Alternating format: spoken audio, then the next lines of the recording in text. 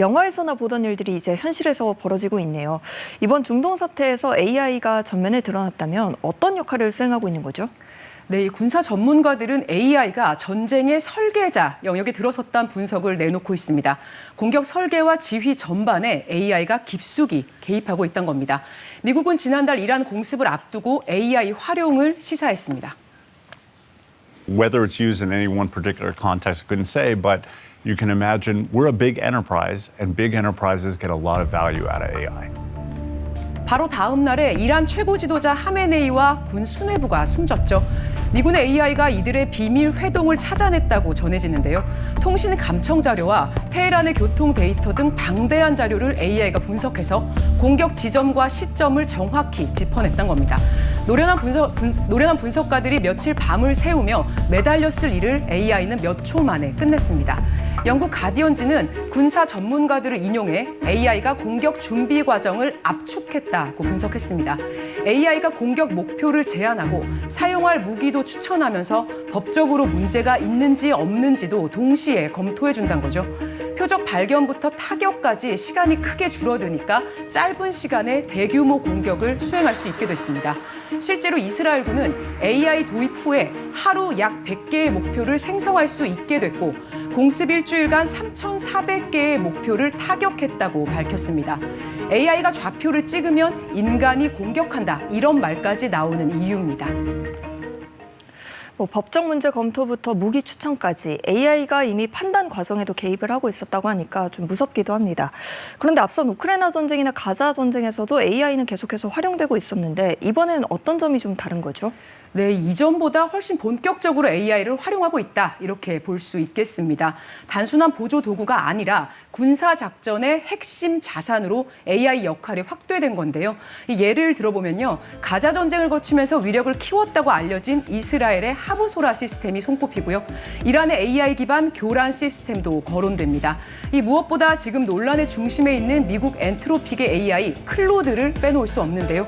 이란 공습 초기에 미군이 24시간 동안 목표물을 1,000개 이상 타격했는데 그 배경에 클로드가 있다는 게 미국 언론들의 분석입니다. 수만 시간 분량의 드론 영상과 위성 데이터를 클로드가 즉시 분석해서 목표물을 식별하고 우선순위를 정해줬던 건데요. 클로드는 올해 1월 베네수엘라 마두로 대통령 생포 작전에 활용됐다고 알려졌죠. 이후 엔트로픽은 클로드가 군사적으로 오용돼선 안 된다고 강하게 반발했고요. 미국 국방부는 계약 해지에 나서는 한편 엔트로픽을 공급망 위험 기업으로 지정하기까지 했습니다. 이건 중국이나 러시아 기업을 제재하는 수준인데요. 엔트로픽은 현지 시각 9일 미국 행정부를 상대로 소송을 제기했습니다.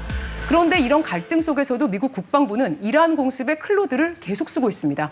워싱턴 포스트는 미군이 클로드에 크게 의존하고 있어서 이걸 당장 포기하기가 어려운 상황이라고 분석했습니다. AI가 이렇게 전쟁에 깊숙하게 개입을 하게 되면서 이제 점점 AI 관련 시설도 공격 대상에 포함되고 있다고요? 네, 이제는 AI 데이터 센터가 공격 표적이 됐습니다. 사실상 처음 있는 일입니다. 미국과 이스라엘이 먼저 이란 테헤란의 데이터 센터를 최소 2곳 공습했습니다. 이란 혁명수비대와 연계된 시설로 알려졌는데요. 이란도 아랍에미리트와 바레인에 있는 아마존 데이터 센터 3곳에 드론 공격을 가하며 맞대응했습니다. 이란은 이 데이터 센터가 미군의 군사와 첩보 활동을 지원하고 있다고 주장했습니다. 군사 전문가들은 AI 데이터 센터가 군사와 안보 관련 정보, 또 민감한 금융 정보가 흐르는 핵심 인프라로 부상하면서 공습 표적이 되고 있다고 설명합니다. AI가 심리전에도 활용되고 있다는 외신 보도도 있던데 이건 무슨 내용이죠? 네, 이 생성형 AI가 교묘하게 만든 사진과 영상들이 활용되고 있다는 겁니다. 지금 보시는 화면은 이란 매체인 테헤란 타임즈의 공식 SNS 계정에 올라온 사진입니다. 카타르의 미군 레이더 시스템이 이란의 공격으로 완전히 파괴됐다는 설명이 붙었는데요. 조회수가 95만 회에 이르렀고요. 1,000건 가까이 재게시됐습니다. 그런데 이 사진은 AI로 조작된 이미지였습니다. BBC는 미군 스텔스기가 격추되거나 미군 기지가 폭발하는 모습을 담은 가짜 사진과 영상도 퍼지고 있다고 보도했습니다. AI가 공격 설계부터 심리전까지 전쟁의 전방위로 활용되는 모양새인데요. 이에 대해 우려의 목소리가 나옵니다. 최근 구글과 오픈 AI 직원 등 약 900명이 연대 서한을 내고 알고리즘이 인간의 최종 판단 없이 생사 결정을 내리는 시스템에 활용되는 건 인류에 대한 실존적 위협이라고 꼬집었습니다. 오픈AI의 고위 임원이 군사 분야에서의 AI 사용에 대한 우려를 표하며 사임했습니다. 오픈AI가 미 국방부와 계약을 맺은 지 약 일주일 만입니다. 케이틀린 칼리노브스키 오픈AI 로보틱스 책임자는 현지 시각 7일 자신의 X에 사임 소식을 전하며 사법적 감독 없이 미국인을 감시하거나 인간의 허가 없는 살상 자율성을 행사하는 문제는 더 깊은 논의가 필요했는데 그렇지 못했다고 썼습니다. 오픈AI의 차세대 사업으로 꼽히던 로보틱스 사업 총책임자가 사직하면서 사내에서도 국방부와의 계약을 우려하는 목소리가 크다는 점이 재확인된 겁니다. 앞서 국방부의 AI 모델 클로드를 제공하던 경쟁사 엔트로픽이 AI 모델의 군사 활용을 둘러싼 문제로 트럼프 행정부와 마찰을 빚기 시작하자 If you have a large army of drones or robots that can operate without any human oversight, where there aren't human soldiers to make the decisions about who to target, who to shoot at, that presents concerns. 오픈AI는 상반된 행보로 이 틈을 파고들었습니다. 클로드를 제한 없이 활용하려던 국방부는 엔트로픽이 맞서자 엔트로픽을 공급망 위험 기업으로 지정하고 퇴출을 선언했는데 오픈AI가 기밀 네트워크의 서비스를 제공하기로 하고 계약을 맺은 겁니다.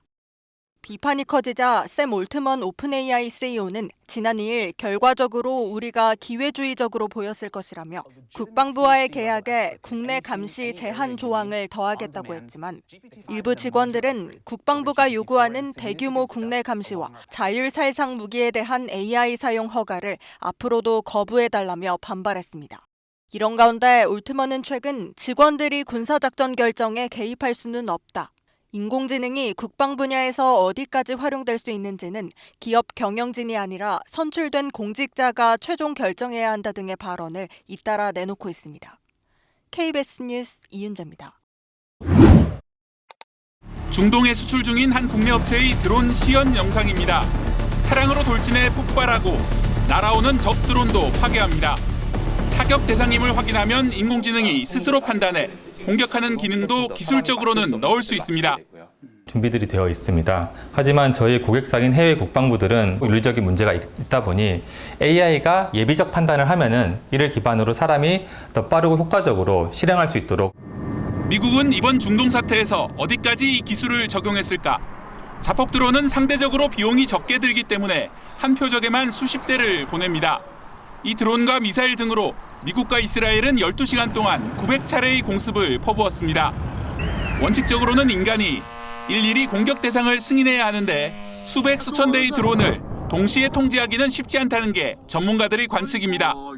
현재 지정해준 지역 내에 있는 표적들에 대해서는 승인한다라든지 정확도가 몇 % 이상 나온 것에 대해서 승인한다든지 하는 어떤 조건부의 어떤 승인을 하지 않았을까. 규정을 보면 미군이 그런 권한을 줬다고 단정 짓기는 어렵지만 전쟁 직전 벌어진 논쟁이 의문을 키우고 있습니다. 인공지능 기업 엔트로픽이 자사 기술을 완전 자율살상 무기에 쓸 수 없다고 선언하자 트럼프 대통령이 엔트로픽을 국방부 사업에서 배제한 겁니다. 시시각각 전황이 변하는 데다 업체 간 치열한 경쟁이 벌어지는 전쟁 국면에서 윤리 문제를 합의하기는 더욱 어려운 상황. 사람이 죽고 사는 문제에 인공지능이 어느 범위까지 개입할 수 있을지 인류가 시험대에 올랐습니다. KBS 뉴스 박대기입니다.